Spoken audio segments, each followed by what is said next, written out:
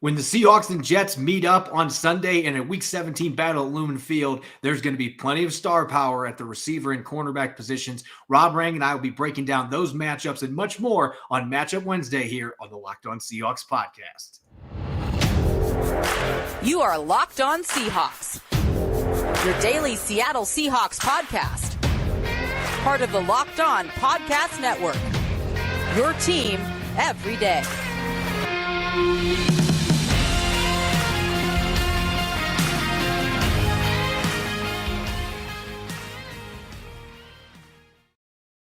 Greetings, 12. This is Corbin Smith, your host for the Locked On Seahawks podcast. Joining me for our latest installment of Matchup Wednesday, my co-host in crime, Rob Rang. Thanks to all the 12s out there, whether you're overseas in Italy listening to the show or you're nearby in Renton. Thanks for making Locked On Seahawks your first listen 5 days a week. Jam-packed Wednesday episode as always as we dive into the key matchups to watch. Seahawks and Jets, a playoff elimination game at Lumen Field in Week 17. You can't ask for much better than that. Which matchups should you be keeping an eye on when the Seahawks are on offense and defense? We'll dive into all of those in a loaded episode that is brought your way by Ultimate Football GM. Ever dreamed of becoming an NFL GM and managing your football franchise? Then this game is definitely for you. To download the game, just visit ultimate-gm.com or look it up on the App Store. Our listeners get a 100% free boost to their franchise when using the promo Locked On. That's in all caps in the game. Now for your lead story here on our Matchup Wednesday edition of Locked On Seahawks. For it being late in the season, there's been a lot of roster shuffling for the Seahawks over the last 48 hours, and some of it good, some of it not so good. Rob, let's start with the worst news for the Seahawks, and I think this is a significant loss with 2 games left to play. We've talked so much about that three-headed tight end trifecta for the Seahawks. It is no more with 2 games left to play in the season. Will Dissly heading to injured reserve. At earliest, he could return in time for the NFC Championship game. If somehow the Seahawks sneak into the playoffs and advance that far, that would seem like a miracle. But he is heading to injured reserve, done for the rest of the regular season, and 2 playoff games minimum. And this is a substantial loss. Maybe not in a statistical standpoint, although he did have career highs in reception and receiving yards this year. His presence in the trenches as a pseudo-offensive lineman in the run game, not having him these last 2 games, that is a huge loss for the Seahawks offense. It's an absolute gut punch. I mean, that's the thing is that Will Dissly is one of the toughest guys on Seattle's roster. There's a reason why Seattle paid as much as they did in free agency. I think that the fact that Will Dissly goes down here with yet another injury that winds up becoming season ending is going to be a source of real criticism of John Schneider and Pete Carroll and the Seahawks and their decision to bring him back at that cost, because unfortunately Will Dissly has struggled with injury since he's come into the NFL. But at the same time, you can also understand why Seattle made the move that they did.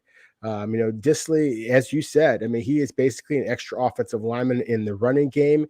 He is not the most athletic guy. I mean, Noah Fant ran a lot better and tested a lot more impressively. Colby Parkinson, at least in certain metrics as well. But at the same time, Dissly is the most dangerous of the 3 of them, if we're being real, after the catch, just because he runs with physicality and competitiveness. And doesn't rely on his, stopwatch kind of speed and things of that nature. He's got really soft hands, as the, kind of the legendary workout at the University of Washington, has told us in the past about how soft his hands was, John Schneider used to say. That's the thing. It just really is an unfortunate injury. At the same time, I think that the Seahawks are in good position to absorb it just because of the fact that they do have those other tight ends, as you mentioned, in Fant and Parkinson. A significant loss, but while Seattle took definitely a shot with the loss of Will Dissly, possibly really, really good news with the return of Tyler Lockett, it sounds like. Yeah, that's the most positive news coming out of Wednesday's practice. Now, we don't know if he participated in the actual practice or not. That information is going to come out later today, but Pete Carroll said during the walkthrough this morning that Tyler Lockett did everything, and that included catching passes pain-free. And Monday, he was talking about that being the biggest obstacle. He was running while reporters were asking questions on Monday, and Pete Carroll said, yeah, this is fine and great, but he had surgery on his hand. And until they saw him catching passes, they weren't going to know whether he was going to have a chance to make it back. And ever since he injured his hand, broke a bone in that left hand against the 49ers, the Seahawks have been saying, hey, to come back, maybe 17, and now suddenly what seemed unrealistic. At this point, I would be really surprised if Tyler Lockett is not out there wearing his number 16 and playing for the Seahawks with the playoffs on the line against the Jets. I'm anticipating he's going to be out there, and we know all the strengths that Tyler Lockett brings to the table, but I think what really is a game changer for them going into this game, you cannot afford to go 2 for 14 on third down again. You have got to be much more efficient moving the chains, and I think that they're going to be able to do that much more effectively when they've got their reliable weapon in Tyler Lockett, who's so good at getting just past the marker, getting enough yardage to move the chains, and he is such a trusted asset for Geno Smith. He's looking for number 16 in those third down situations. Not having him in Kansas City, that was a major blow, and it was one of the reasons they struggled so much on third down. Getting him back out there in the lineup, even if he's not fully healthy, just 16 being out there as a decoy is going to make life easier for all of Seattle's other receivers, including DK Metcalf. So that's certainly good news. And going back to the Will Dissly situation, if there's a silver lining here, now, Jacob Hollister is not going to be mistaken as Will Dissly. They are two totally different style tight ends. You're not going to be putting Hollister in there doing a lot of inline blocking. He has a very similar skill set to Colby Parkinson, if we're being honest. More of a pass-catching, receiving tight end. But he knows Seattle really well. He caught 66 passes in his couple seasons with the Seahawks. He has proven to be a reliable target. And so I think there's a good chance with him now coming back to the practice squad today. He's a guy that you could probably elevate immediately on Sunday, and he could at least give you some snaps on offense. They also have Tyler Mabry, who has played extensive action at NFL games as well. So those two are obviously not Will Dissly, but they do have some depth pieces there that have done some things in the NFL. So they should be okay, although they're certainly going to miss the blocking aspect of Will Dissly. Having another athletic pass catcher like Hollister does give some options for the offense if he's elevated on game day the next 2 weeks. Yeah, I would agree with you in terms of the fact that Hollister and Dissly are such different types of players. And because, this is a different offense with Shane Waldron, of course, than what Hollister had started with in the past with Seattle. I think it may take a little bit of time to make that adjustment, Corbin. That's why I think that they may wind up going with Tyler Mabry a little bit more. On a similar kind of note, Seattle made a change to the defensive tackle position, waiving Davion Nixon and claiming Isaiah Mack off of waivers from the Baltimore Ravens.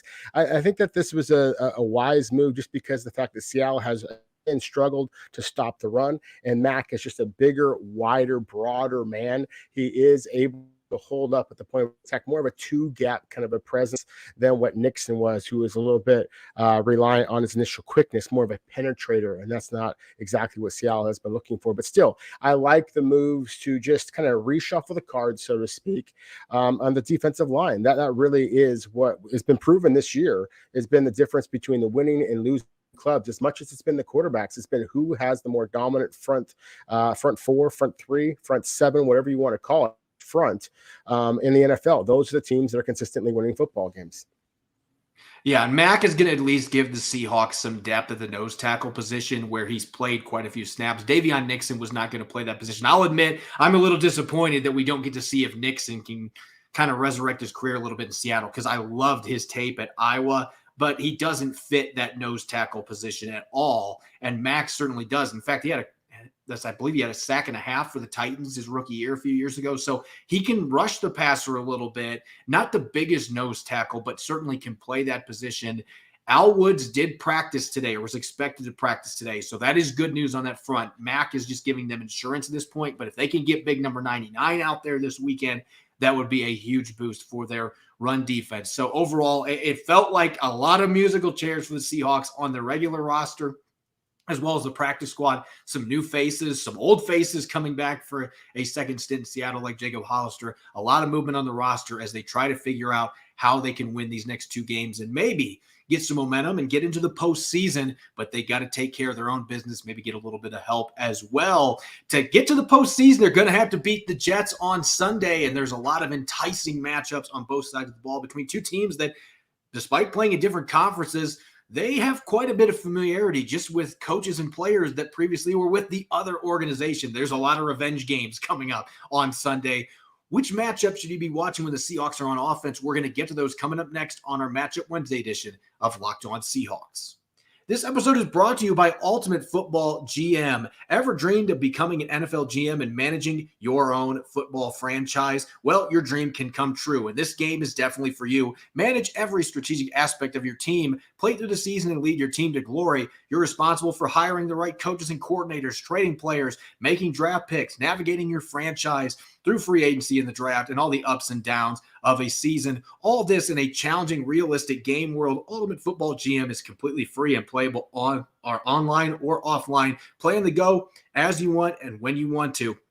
I'm currently managing the Honolulu Sharks and working on conducting a youth movement since they took over a team full of players in their early to mid-30s. I'm hoping to quickly rise back to contention and beat all of the other Locked On hosts in our virtual league. It's an absolute blast, and our listeners should join in the fun with their own league. Locked On Seahawks listeners can get a 100% free boost to their franchise when using the promo code Locked On. That's in all caps in the game store. That's Locked On in all caps. So make sure to check it out today. To download the game, just visit ultimate-gm.com or look it up on the App Store. That's ultimate-gm.com. Ultimate Football GM. Start your dynasty today. You're listening to Matchup Wednesday here on the Locked On Seahawks podcast. I'm your host, Corbin Smith. Glad to be joined as always by my co-host in crime, Rob Rang. A special thank you to all the 12s out there during this holiday season for making Locked On Seahawks your first listen 5 days a week. And for your second listen, don't forget to check out the Locked On Sports Today podcast. From the games that matter the most to the biggest stories in sports, go beyond the scoreboard and behind the scenes with local experts and insights only Locked On can provide. Locked On Sports Today, it's available on this app, YouTube, and wherever you get your podcasts. All right, it's Matchup Wednesday, our favorite episode of the week, and there's just something fascinating about this matchup, Seahawks-Jets, and it's not just the fact that both teams are playing for their playoff lives. This is truly a win-or-go-home type situation. It's an elimination game at Lumen Field. But the stakes have been raised because of the familiarity between these two teams, even though one is in the AFC East, one's in the NFC West. As we'll be talking about here over the next couple of segments, there's a lot of players that played for the other team. Geno Smith used to be with the Jets. Pete Carroll used to coach the Jets many, many years ago. And the Seahawks obviously have several players that have gone to the Jets in recent years. DJ Reed, Dwayne Brown, George Fant. So there's a lot of familiarity in this game. Let's get to the matchups. The Seahawks on offense going up against a top 5 scoring defense in the New York Jets. They're giving up less than 19 points per game. And Rob, I have a feeling I know exactly where you're going to go for the first matchup here. There's a very large centerpiece up front for this defense that really makes it go. Yeah, big Quinnen Williams. I mean, he is absolutely a monster in the middle, quite literally and figuratively for the Jets. He's the kind of difference-making defensive lineman that, frankly, the Seahawks have lacked for a long time. And one of the players, he's similar to Jalen Carter, who I think that Seattle might be really would love to be in position to select him. That's who I have them actually taking in my latest mock draft. Quinnen Williams is a guy that, I just remember watching the University of Alabama, and of course it's Alabama. They're loaded with players, and just hearing about this sophomore, this redshirt sophomore, who was the best of the bunch, and I being kind of skeptical about that, turning on the tape and then just watching Q, as they called him, just absolutely wreak havoc as a redshirt sophomore, on the most gifted team in all of the country, and so to me, he is just translated that type of physical dominance into the NFL. It's taken a couple of years for him be the monster that he has become, but he is absolutely spectacular. 12 sacks so far this season. We've talked all year long, Corbin, about the Seattle struggles in the interior or trying to block big, talented defensive tackles. This might be the most fearsome of the entire league. Yeah, that's the crazy thing. You just dealt with Chris Jones, who I've talked about it. I think Chris Jones is right there with Aaron Donald with your two most disruptive, game-changing defensive tackles. But Quinnen Williams this year has taken that massive step to enter that discussion with 12 sacks, 12 tackles for loss. He has become the game wrecker the Jets always thought he was going to be when they drafted him early in the first round out of Alabama. He's got great athleticism. He is physical. He can maul people. He is a complete package at defensive tackle. And that is always worrisome when you're considering Seattle's interior offensive line struggles. I was looking at this today. Phil Haynes and Gabe Jackson, the two players that have been rotating at right guard, they are both lower than 65th among qualified guards for the Seahawks. They are both below 65th in pass protection efficiency. That is dreadful. We're talking out of less than 100 players. They are in the bottom half in qualified guards, and now they've got to deal with Quinnen Williams, who has a chance to blow up Seattle's game plan. And so this is first and foremost something the Seahawks absolutely have to take care of. They have got to find a way as an offense, as an offensive line, to keep Quinnen Williams from single-handedly destroying everything that they plan to do in this football game. He has done that a couple times for the Jets this year as the leader up front. He's that talented of a player. Can the interior offensive line elevate their game enough that Geno Smith's going to have time to throw the football? And if he does have time to throw the football, that leads to our next matchup, and this is going to be a fun one. We talked about Sauce Gardner yesterday, going up against Tariq Woolen, your two favorites for the Defensive Rookie of the Year. And Gardner has been fantastic. 12 pass breakups, second in the NFL. Only 2 interceptions, but he has been a shutdown corner. 43% completion rate against him, a passer rating barely hovering above 50. He's in the top 3 among corners in the league in both those categories. But he's going to get to face a receiver that has the physical skills to match up with him in DK Metcalf, who's over the 1,000-yard mark now for the second time in 3 years. And as I mentioned, number 16, Tyler Lockett has a chance to come back. And, oh, by the way, the other corner, a very, very familiar face for Seahawk fans, DJ Reed. He's been overshadowed by Sauce Gardner this year, but we know how physical of a corner he is. Despite being a smaller player, he plays much bigger than that. He has been dominant this season at the other corner position. So the Jets have everything working for them. They've got the pass rush up front. They've got the dominant superstars in the trenches. They've also got 2 very good corners that have much different size and skill sets, but they both are very effective.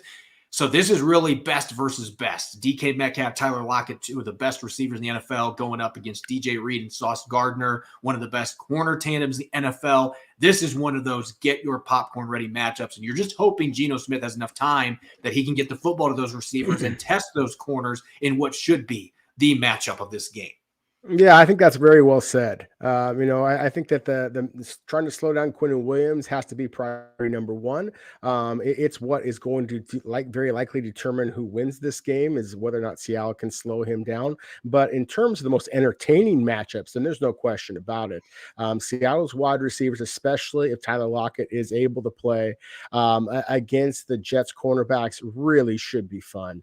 I think, and I mean this with all due respect to Tariq Woolen, I think in a lot of voters' minds, when it comes to Defensive Rookie of the Year, how Sauce Gardner is able to perform, especially against DK Metcalf, I think it's going to wind up having an awful lot of power when it comes to the voters, just because you're talking about a receiver as big and strong and famous, as DK Metcalf going up against Sauce Gardner, who has great height, but at the same time has a much more narrow type of a frame. If he can handle big bully that is DK Metcalf, as well as occasionally go down and try and cover Tyler Lockett as quick as he is, or Marquise Goodwin as fast as he is, the former Olympian. I think this is the kind of game that again, Sauce Gardner might be able to kind of make his claim for Defensive Rookie of the Year honors. At the same time, just given the competitiveness that we've seen from the Seahawks in the past, including at the wide receiver position, with Lockett attempting at least to play in this game, and DK Metcalf just seems like he rises to the occasion every time that there is a physical confrontational kind of a moment. I think the Seattle might be able to take advantage of their young rookies' kind of bravado. And I certainly don't think that they want to mess with DJ too much on the other side. So to me, that's what's going to make this a fascinating matchup. I could see this being one of those defensive struggles where one big play is going to completely change the game. And I have a great deal of confidence in Geno Smith and Seattle's wide receivers to be able to make that play.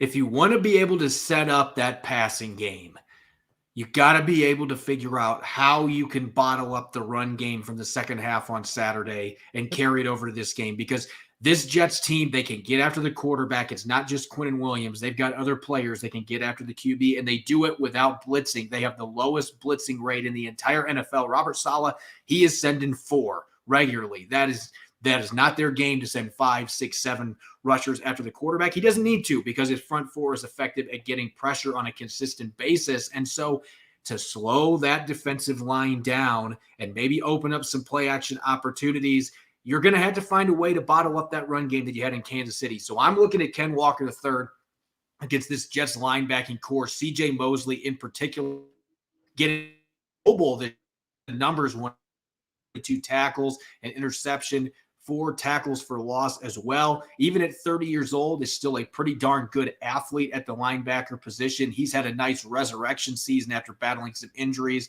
early in his tenure with the Jets, came over from the Ravens as a free agent. They need Ken Walker III to run with the decisiveness that we saw in the second half. And I was really encouraged by what I saw. He wasn't sitting back waiting for that crease to open up. He wasn't trying to make something out of nothing when it wasn't there. He was getting his foot in the turf. He was getting downfield. He was picking up yards. And that's why he had almost 80 rushing yards in the second half against the Chiefs. It's going to be a lot tougher against this Jets defense, which all in all is a much better defense than what the Chiefs have overall. They're in the top 5 in scoring defense for a reason. They're near the bottom of the league in rushing yards allowed. They are stout against the run. But if you are going to beat a team like this or like the 49ers, you have to be able to have a semblance of a run game to take some pressure off of Geno Smith. And so I think this is a crucial matchup that maybe isn't going to get talked about a lot, but the Seahawks have to be able to run the ball with effectiveness. Maybe not as effective as they did against Kansas City in the second half, but there's got to be a run game that's giving you positive plays and early downs to put you in better situations on third down and have some prolonged drives and try to wear down this defense. Yeah, I think that is absolutely critical. If Seattle's going to win this football game, that they create some type of a running game. We've talked about that a lot in the past. I think that similar to how you mentioned the fact that, Geno Smith is a former Jet, Pete Carroll is a former Jet coach, and it's personal. And I think that you have to try to make this game, if it's not already, make it known to Kenneth Walker III that this is personal too. You're talking about the New York Jets, the only team that selected a running back before you in the last draft with Breece Hall, who was a terrific football player. But Ken Walker, talk about lighting a match under a guy as far as motivation. I think that this is absolutely a critical matchup for the Seahawks. I think that Ken Walker has the ability to absolutely take this game over for the Seahawks, even though, as you said, Corbin, I think that this is a defensive front for the Jets that is more than capable of doing basically what every other team has done over the last month and a half. And that's just shutting down Seattle at the point of attack. And so to me, this is really a way in which the game is going to be won and lost. Again, I think a big part of that's going to be slowing down Quinnen Williams, we talked about in the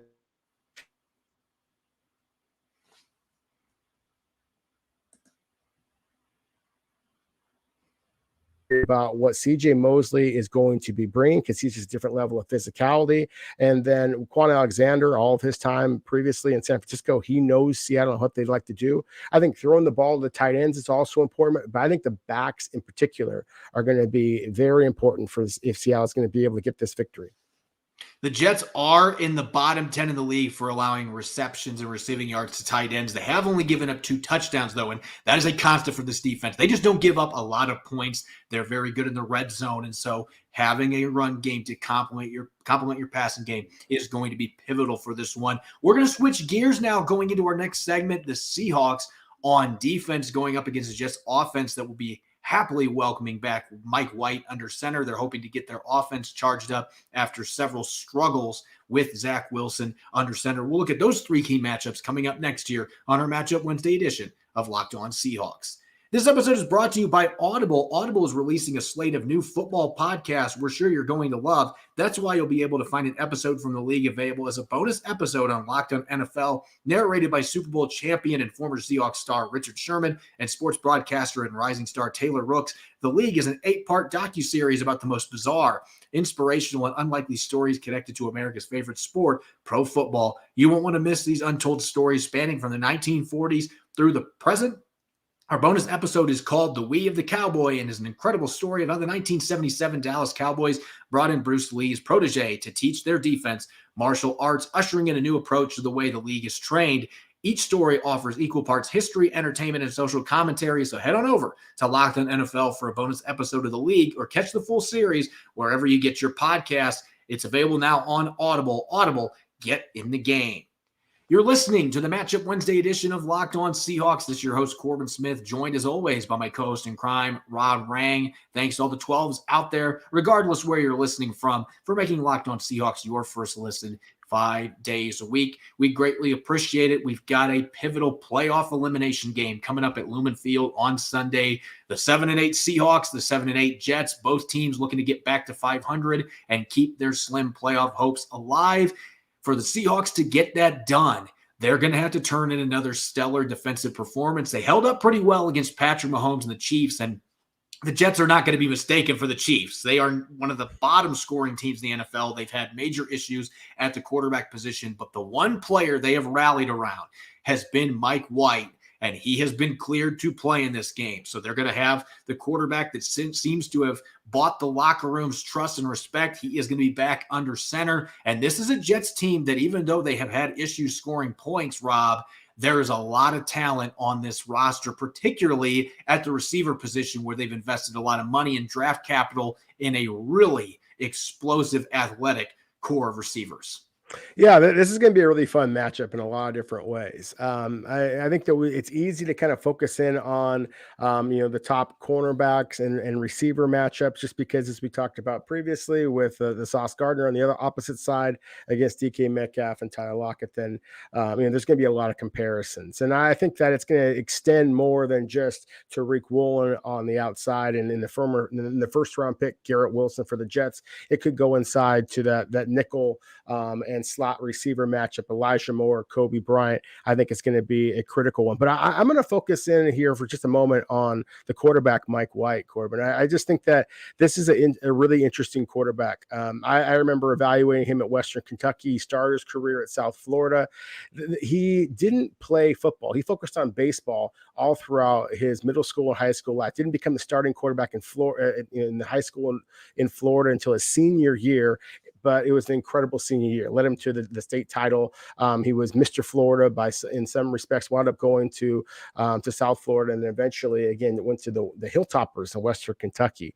And he is a guy that is a dynamic athlete, as I mentioned before, with the baseball aspect of it. I mean, he turned down opportunities in the NFL, and in what he's done, turned down opportunities in Major League Baseball to pursue his chances in the NFL. You see the accuracy, you see the arm strength, you see the athleticism, you see the leadership. And a mind for football. He went through 4 different offensive coordinators during his college days. So this is a kid who is everything that you're looking for in a backup quarterback. The Jets are going to be motivated, and they also have a pretty solid, underrated type player, I think, in Mike White. So again, I think this is a game that there's a lot of Seahawks fans out there who are just pashine this game. Like, oh, this is a victory. This is a get well game. I disagree. I think that Mike White is the most competitive of the Jets quarterbacks, and he's going to give the Seahawks a punch in the jaw. They're going to better be ready to absorb. And as I mentioned, the entire locker room has rallied around him, and all the hits he took in that game against the Bills, where he ended up suffering an injury that the doctors wouldn't clear him the last 2 weeks because of it. But he went out there and just kept taking hit after hit after hit, and his teammates have the utmost respect for him for that. And you look at the receivers, you mentioned Elijah Moore. He's had a very disappointing second season. In fact, he was demanding a trade at one point earlier this season, but he has played much better in the games that Mike White has been playing quarterback than Zach Wilson or Joe Flacco. And really the receiving core as a whole, Garrett Wilson, their standout rookie out of Ohio State, has had some big games with Mike White playing the quarterback position as well. Their offense just seems like it's far more complete with White under center, even though he doesn't have the gaudiest of numbers, not a superstar by any means. Even though he's got the baseball background, not a guy that's going to run around a lot, not known for leaving the pocket. That's not necessarily his game, but he has been a galvanizing presence for this Jets offense. So I do think that it's noteworthy to mention him. We're talking about these receivers going up against Tariq Woolen and Kobe Bryant and Mike Jackson. There's a lot of athleticism and a lot of talent in that receiving core. And if Mike White has time to throw the football, then he's going to be able to get it to those playmakers. And the Jets offense can be much better than what their statistics showcase. And that leads me to the next topic here. You got to be able to get after Mike White. And interestingly enough, the Seahawks are going to be seeing some old friends at the tackle positions, Dwayne Brown and George Fant. Fant had to move from left tackle to right tackle with Brown coming in late. Mekhi Becton lost for the season, their former first-round pick as well. So they've had to do some mixing and matching at that position, but they got two players that were pretty solid starters for the Seattle Seahawks. We know what Dwayne Brown did. George Fant was a solid reserve for the Seahawks and started some games for him at the tackle position as well. If you are going to turn up the heat on this Jets offense, Rob, you have got to find a way. And I just mentioned this, from an athleticism standpoint, Mike White is not a guy that's going to be Kyler Murray or prime Russell Wilson or Lamar Jackson. He's not one of those style quarterbacks. He's not going to be running all over the place. He is a pocket passer. And the Bills were able to get after him. They were able to lay the wood, some big hits on him, and ended up injuring him in that game. This has been a Jets offensive line that has had its share of struggles this year with the injuries and putting players in that haven't had a lot of starts in the offense, you name it. It has been a struggle protecting the quarterback. And so if you can get to Mike White, I'm looking at Boye Mafe. Pete Carroll says he needs more playing time. Absolutely he does. So actually do it. Don't just say it. Put him in the lineup more. And he maybe should start this football game. Darrell Taylor, we've seen more flashes from him. He's playing better as of late. Uchenna Nwosu continuing to play well. They need those edge rushers to take advantage of the tackles. George Fant has not had a great year at right tackle, adjusting to that position. He was pretty good at left tackle last year for the Jets. Has not played as well at right tackle. Dwayne Brown's 37, and even though he's only given up one sack, there have been some issues at times in the run blocking department. He's not the same player he used to be. These edge rushers need to step up their game, and they need to get after Mike White, because if he's not a mobile quarterback, which he certainly isn't, there's going to be opportunities that you can hit him in the pocket, and he might uncork some bad throws. He had a 4-interception game last year, so he is capable of having games where he gets contagious turnover symptoms and he throws a lot of interceptions. You got to get after him with your pass rush to do it, though, and I think from the outside is where you get that pass rush in this particular game against this opponent. I 100% agree with you. I think that Seahawks fans don't have to think too far back to remember when Dwayne Brown was struggling with some false starts. George Fant, of course, struggled at times as well in the Seahawks uniform. And so bring the noise and see how well that those two players are able, to adjust to playing on the other side of the lines when it comes to Lumen Field. I think that Seattle's pass rushers, this is that proverbial gets better game, just because I think that the Jets, obviously, again, a very inexperienced quarterback, one that is not likely to be able to dance his way out of pressure. So, I think that this is a chance for whether it be Darrell Taylor or Boye Mafe, Bruce Irvin, whoever the case might be. I think you mentioned the 4-interception game that Mike White had before. I think a 4-sack game is what the Seahawks need to be able to win this game. I really think that they have got to be able to kind of rattle the Jets offense and be able to give Geno Smith the better and more reliable, more consistent quarterback, give him the opportunity to win it in the fourth quarter. Again, that number 4. Yeah, and I think looking at the last matchup in this game, we've talked about in the trenches with the edge rushers. We've talked about the receivers. But this is the Seattle Seahawks in 2022 that we're talking about. And it has not mattered what team they've been playing. Now, I will say this, the run defense has been better the last 2 games. I thought they held up fairly well against the 49ers, a lot better than anybody anticipated. And this Chiefs game on Saturday, they stepped up in the second part of the game. In the second half in particular, they were able to get some really nice stops in the run game. Boye Mafe with a tackle for loss. They had a couple other plays in the backfield. They're going to have to be able to do that in this game because the Jets with their quarterback situation, Mike White is not a guy that you're going to drop back 50 times and throw the football. They are going to try to get their running game going. They don't have Breece Hall, who's done for the season. Zonovan Knight, another rookie that they got out of North Carolina State, an undrafted player. He's kind of taken over as their de facto number 1 back. And even though his numbers aren't overly splashy, 65 rushes, 251 yards, under 4 yards per carry, just 1 touchdown. This is a player that has made some big plays in recent games, and he seems to be earning the trust of the coaching staff. And again, this Seahawks defense, every time you think they've got the run defense figured out, then they have a really bad game. You're hoping that does not happen against this Jets offense that has struggled to run the football as of late. Again, there have been teams earlier this year that were struggling to run the ball, and then suddenly they looked like the number 1 rushing offense in the league because of the Seahawks defense being across from them. That can't happen in this football game. You have got to shut down the run, force Mike White to beat you. If you make the Jets one-dimensional throwing the football, even though he has been better than the other quarterbacks, he is still going to be vulnerable to the pressure. The offensive line is not great in pass protection. You make him one-dimensional, you really set yourself up for success. If Zonovan Knight is able to get some nice runs on the ground going, they're able to have some long, sustained drives, and they can get physical with the Seahawks defense, as many teams have successfully done this year. If that happens, then things are going to lean towards some of the games we've seen from the Seahawks recently where things can get away from them. So run defense is critical, whether it's Zonovan Knight, Michael Carter is another running back they have that gets quite a few touches as well. You know the Jets are going to come on the road, and they're going to try to establish their running game to see that have be looking at this games. Yeah, Carter is the more dynamic of the two. Knight, as you said, is kind of the de facto number 1 guy right now. He's kind of a downhill runner. But I think that Seattle's linebackers can't get too caught up in just trying to slow down the running game, whether it be the linebackers or whether it be the safety, whoever is going to be starting with Quandre Diggs. Ryan Neal is a possibility to return. We've seen Tease Tabor and Jonathan Abram, that strong safety position. But I mentioned it before, Tyler Conklin, the tight end, he is number 2 on the Jets in catches, receiving yards, and touchdowns. He is not as likely to be a big part of the offense with Mike White, who's a little bit more used to spread offenses than hitting the tight end. But still, I really think that going back to history, as you said, Corbin, and I think very accurately with how Seattle struggled against the run this year, they've struggled against the tight end for seemingly forever.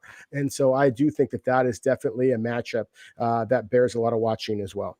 And Conklin has had some decent games against the Seahawks in the past when he played for the Vikings. In fact, I believe it was last year in Minnesota that he had some big plays in that victory that the Vikings had at home against the Seahawks defense. So Conklin has got a history against the Seahawks. Certainly anytime the Seahawks are on the field, you got to worry about the tight ends because it's been a problem. They did have some success last week, moderate success against Travis Kelce until he broke loose for a 52-yarder late last week. If they can keep Conklin bottled up, that'll be a good situation for the Seahawks defensively in this game. As always, you can follow me on Twitter, Corbin Smith NFL. You can follow Rob at Rob Rang. Check out Locked On Seahawks on Apple Podcasts, Google Podcasts, Spotify, Stitcher, all the major platforms. We're also available 5 days a week streaming video form on YouTube. Coming up tomorrow, John Butchko and I will be doing a Locked On crossover special Seahawks Jets. You won't want to miss it. Enjoy the rest of your Wednesday. Go Hawks.